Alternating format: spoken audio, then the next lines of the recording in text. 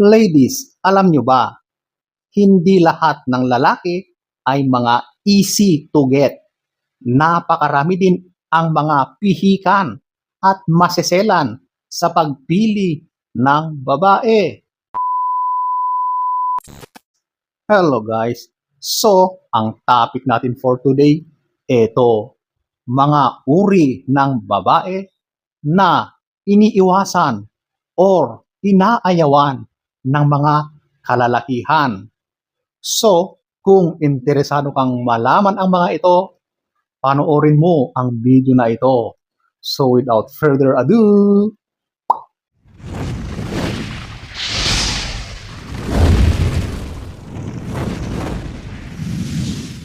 whoops, disclaimer ulit tayo. Tulad ng paulit-ulit kong sinasabi, itong mga babanggitin ko, hindi ko nilalahat ang mga kalalakihan.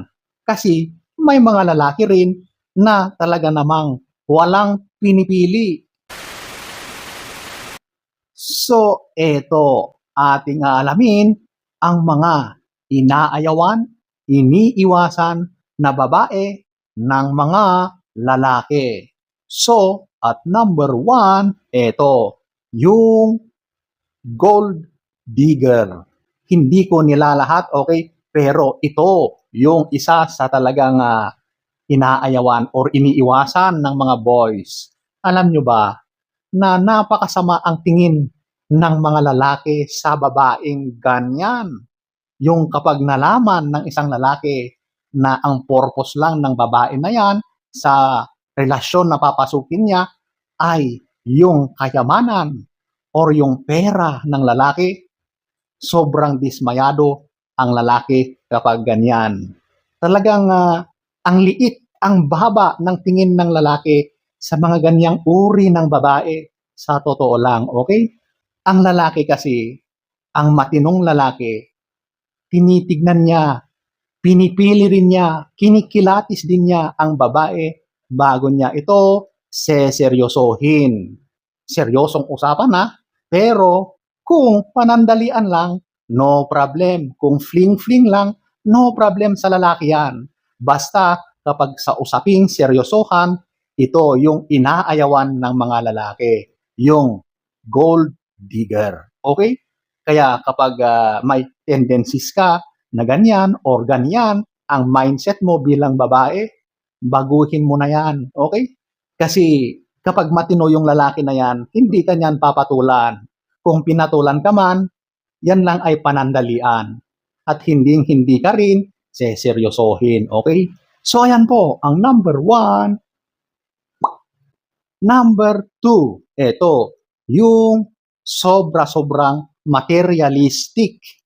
Yan din ang ayaw na ayaw ng lalaki sa isang babae. Kapag napansin ng lalaki na ang babae ay puro na lang pera, puro na lang bill mo ko, puro na lang hingi, pabili, lahat-lahat na lang, sabihin na natin na siya ay nasa kanyang tamang pag-iisip, hindi niya papatulan ang babae na yan. Okay?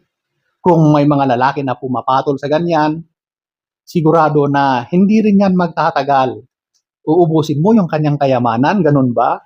Hindi yan papayag na ganun unless yung lalaki na yan ay isang simp.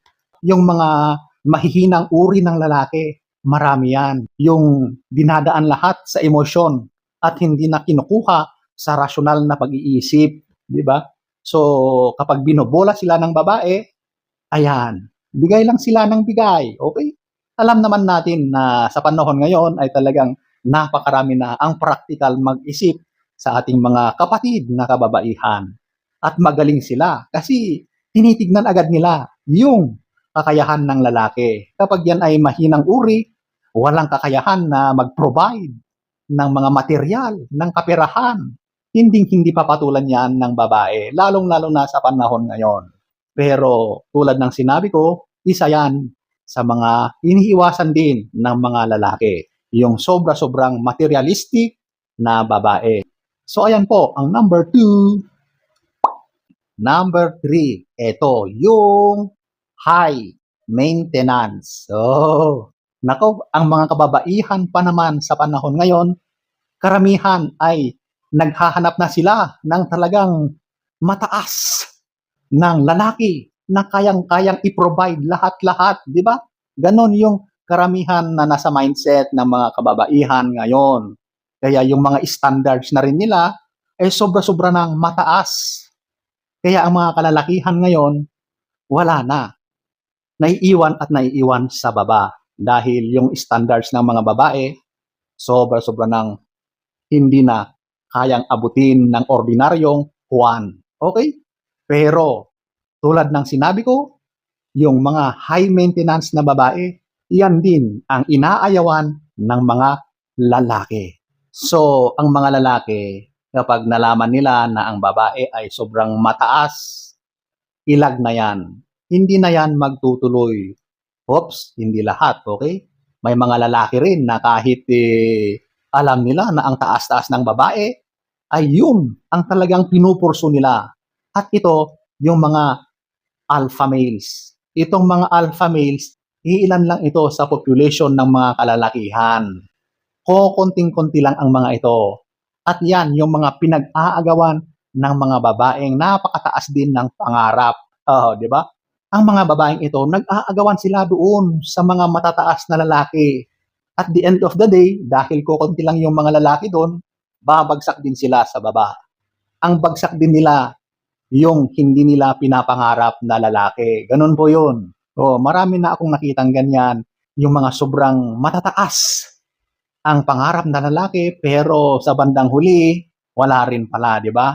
So, ayan po, ang number 3. Number 4, ito, yung drama queen. Alam nyo, ang mga lalaki, yan ang iniiwasan nila, yung sobrang masyadong madrama na babae. Ano ba ang mga ginagawa ng madramang babae? Ito yung mahilig makipag-away. Inaaway niya lagi yung kanyang karelasyon. Kahit sa mga napakaliit na bagay, ay pilit niyang pinapalaki, gumagawa ng mga issue. Yung mga walang kakwenta-kwentang bagay, mga nonsense, ay ginagawa niyang napakalaking issue, di ba? So talagang aawayin niya yung lalaki kung ano-ano ang mga pinagsasabi niya sa lalaki, di ba? So, sa lahat ng ayaw ng lalaki, yung sobrang mabunganga, sobrang dami ng mga pinagsasabi, ang ingay. Sa totoo lang, ang gustong-gusto ng lalaki sa isang babae ay yung meron siyang peace of mind. Kaya kapag puro kaguluhan, puro away, puro galit, puro sigaw, pagsusungit, pagdradrama ng kung ano-ano, nako, iiwanan ka ng lalaki kapag ganyan kasi ayaw na ayaw ng mga lalaki ang ganyan, okay? So ayan po, ang number 4. Number 5, ito yung napakaselosa. Sa una, pag bago-bago pa lang kayo, medyo cute pa sa tingin ng lalaki kapag nagseselos yung kanyang partner or yung kanyang karelasyon. Pero kapag lagi-lagi na lang na nagseselos, di ba? Kahit yung mga wala namang kakwenta-kwentang bagay ay pinagseselosan ng babae, nako, sakit sa ulo yan. Ang hirap makapagdepensa ng sarili kapag yung mga unnecessary na bagay ay pinagseselosan ng babae. Kahit wala naman, di ba? Pinapalaki at ginagawa niyang kaselos-selos yung wala namang kakwenta-kwentang mga bagay-bagay na yan. Okay? May mga babaeng ganyan na wala namang kaselos-selos pero dahil sa kanyang iniisip, ayan na, meron nang nabuong kwento, meron nang nabuong pangyayari sa utak niya at yan na ang kanyang pinagseselosan. Ang hirap po ng ganyan. Ayaw na ayaw ng lalaki ng ganyan kasi sakit sa ulo yan. Ang hirap magpaliwanag, ang hirap idepensa ang sarili kapag wala namang ginagawang mali, pero pilit ang pinapaamin sa wala. Di ba? So ayan po, ang number 5. Number 6, ito yung walang ambag. Ito yung talagang literal. Wala ka man lang iambag sa partnership nyo, sa relasyon ninyo. Kahit man lang siguro yung suporta para sa partner mong lalaki ay hindi mo pa kayang ibigay, Yung mismong ipagluto mo lang siya kahit wala sa pinansyal. Yung pagsilbihan mo lang siya ay hindi mo pa kayang gawin. Nako, wala. Allergic ang lalaki sa ganyan. Tila ba ay ano ka, isa kang palamunin. Kumbaga, pumasok ka or papasok ka sa isang relasyon para mabuhay, para buhayin ka ng partner mo. Wala ka man lang pwedeng gawin para maging mas maayos ang relasyon ninyo, di ba?